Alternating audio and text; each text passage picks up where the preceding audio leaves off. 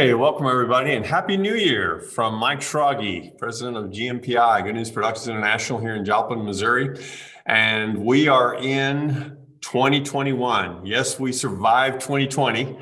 And for many of us, people of faith, this is a program where we get to highlight people of faith and say, hey, how is your faith helping you navigate this season, and how is it greater than the fears that we feel around us? And today we've got a really great friend and colleague here, Sy Huffer. Sy, welcome. Hey, thanks. It's great being here today, Mike. Thanks for having me. Great. So we're in Joplin. GNPI is located in Joplin. Sy, you're in Joplin too, not only as a family living here, but you have the great role and responsibility of being my preacher as the lead minister of College Heights Christian Church. And we're going to get to that in a moment. But first, we want to kind of just say to our audience, welcome. And in the time we have together, we're going to have fresh episodes, but we're also going to have highlights. And we'll talk about that at the end too of what we did last year. We did over 75, Sy, last year. And we're not going to do as many this year, trusting the vaccine is going to work and God's going to redeem and take care of this little thing called the coronavirus. But anyway, let's talk about first with you and your lovely wife, Monica. How are you guys doing? Hey, thanks for asking, Mike. I think we are coming out of a tough year, like most people, really having learned some really vital lessons and developed some really good new habits. If I could just kind of talk about those two things, that's really what 2020 gave us. 2020 really showed us how incredibly in charge we were and out of control we were. I don't know if that is a good way to say that, but in charge we were of our mind and the way we thought and about the world around us, whether we were going to choose to be optimistic or pessimistic, choose to be have faith or fear. And that was something that we really really learned, that we had a lot of choice in the matter of how we got up in the morning, how we spent our time, what it meant to abide in the Lord last year, and that we are in charge of like saying, hey, we're going to try and surround ourselves with other people and engage in edifying conversations and choose to continue to worship week after week, whether it was online or in person. We just made those, like we were in charge of our spiritual development, even though everything else was out of control around us. We could choose still when we got up in the morning. We could choose to pray. So that was one of the lessons we learned last year that I think we're wanting to continue into this year. One of the habits that we really got into was just a habit of Sabbathing. Was getting out of town, getting away from the busyness that we use to mask pain, that we use to mask and push back cracks in relationships and in our marriage, that we choose to slow down. And we learned to slow down. And we invested in ways in which to do that this last year that we're looking forward to leading into this next year. So I would say we're refreshed and we're ready to engage this year out of a really hard 2020. So I don't know if that answers your question, but that's kind of how we're doing as a family. I think so. As I hear you describe it, a little bit is like the high school kid gone off to college. And once you get into college, mom and dad no longer hold your hand, right? You can do anything you want. And the further you go in education, all the way up to PhD, MDiv, or PhD level, the less and less the teachers are going to be, hey, you're a big boy. You paid for us, and we can either be listened to and you can take our advice, or you can go and watch a football game. It's up to you. And it's sort of like God's given us that narrative of you're really kind of think you're master of your own thing, but you're really not. And so it's now an opportunity to really start to do that. And one of the ways you did that was with this whole sabbatical thing. And I hear, because I traveled less last year, and it's been refreshing to be with my wife in the community, knowing my neighbors, more intentional Zooms with my children and my siblings than ever before. Matter of fact, I got an email today from a preacher who said, Mike, you dropped that idea about having Zoom calls with our siblings, and I've done that, and what a blessing. So moving from some of what you've reflected on as you and Monica, what are you seeing the community around you, Greater Joplin, as we move from 20 to 20, 21, what are you sensing? How people of faith are, the calendar flipped, but the context is the same. And even with some of it culturally around us, both nationally and international, the news isn't very good. Yeah. So what do you see? What do you hear? I think what I've seen is I've met with lots of people over the last year, is that people there's really one or two camps. And that's kind of what I talked about, being kind of, you're ridiculously in charge of. And I think there's one or two camps, and some people who seems like that they're kind of just spiraling, and they're just grasping for all the levers in their life to try and retain some kind of control. And so it's like that people are just grasping for levers and just trying to, well, if I change this, if I do this, if I make this adjustment, maybe that'll then fix the out of control reality that I feel. And that's one camp of people. The other camp of people that I feel like I come into, I think, are the ones that have kind of surrendered this season to the Lord. And I was reading this morning in my devotion, and this was the phrase that stood out to me in Jeremiah 18, that passage about God being the potter and his people being the clay. And Jeremiah says that the pot he was shaping from the clay was marred in his hands. So the potter formed it into another pot, shaping it as seemed best to him. And I think the people who are flourishing in this season are the ones that have surrendered this season to the hands of the potter and have said, I'm not in control of my surroundings, but I'm ridiculously in charge of submitting myself to the hands of the potter, trusting that he is going to do with me, my family, my church, our country, as seems best to him. And that's really what I feel like I've seen in our community, those two camps of people. That's really, really good, Sy. I appreciate that quote. And again, reflecting as I hear, coming back with you on that, is that for Carolyn and I, we have found it to be, to pick your word, a sabbatical, but a sabbatical that, because we've kind of lost a lot of our rhythm of travel and couldn't do a lot of things, we didn't we lost some of the stuff, but in another way, we gained a lot. We gained insight, we gained relationship equity with people, neighbors, family, and so forth.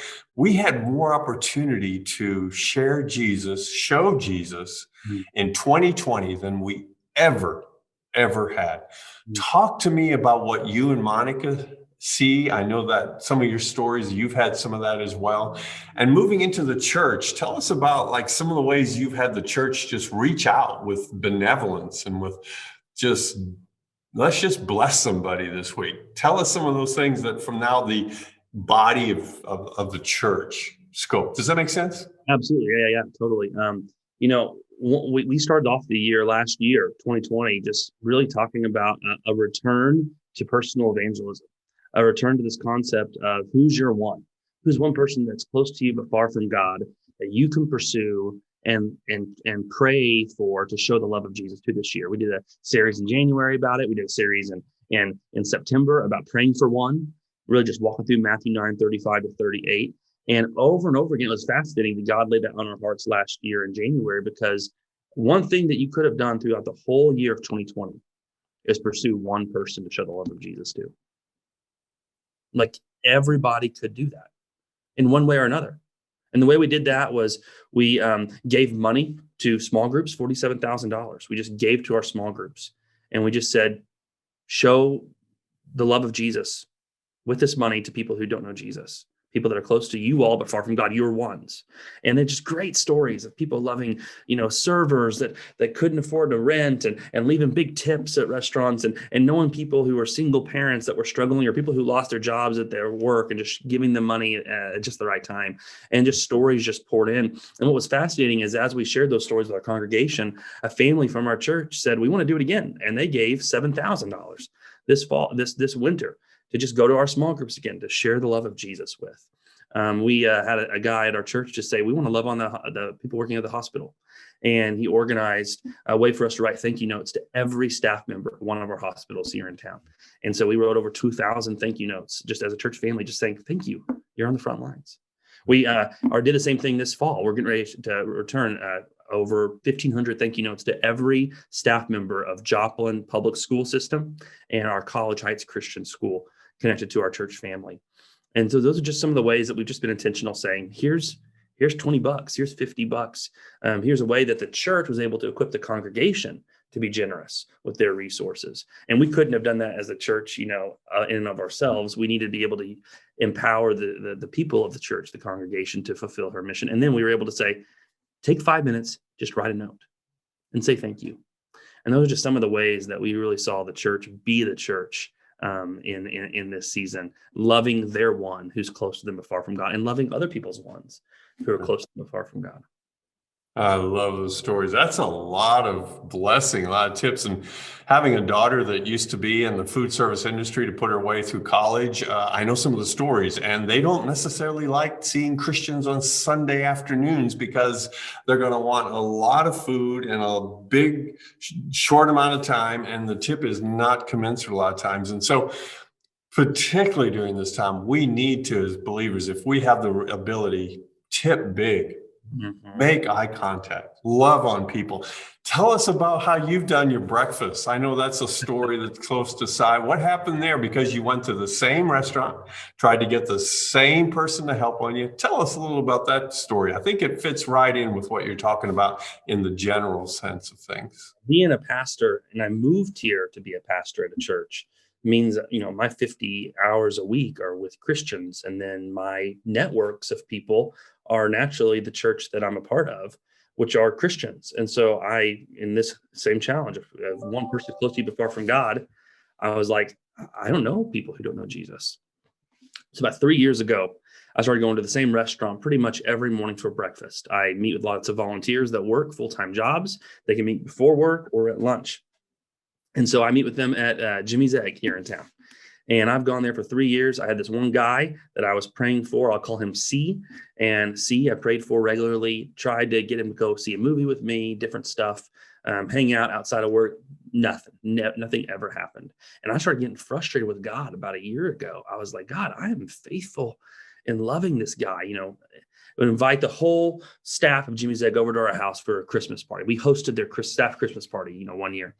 And what happened was God revealed another person of peace who was the manager of the restaurant, who was a believer, who was interested in working with me and maybe even being discipled a little bit. And it was like, here's this person of peace that I've been ignoring. And I've been trying to pursue this person. I feel like there's nothing that's being gained at this point. So I actually shifted gears about 6 months ago and started loving on the manager. And a lot of her family works at the restaurant, and her and her husband are married. And long story short, they have to work every Sunday morning. So I just asked, hey, could I lead a Bible study for the staff members? And she said, we'd love it. So we just started out with who would ever show up. And it was her husband, and then one of her daughters who didn't know Jesus started coming.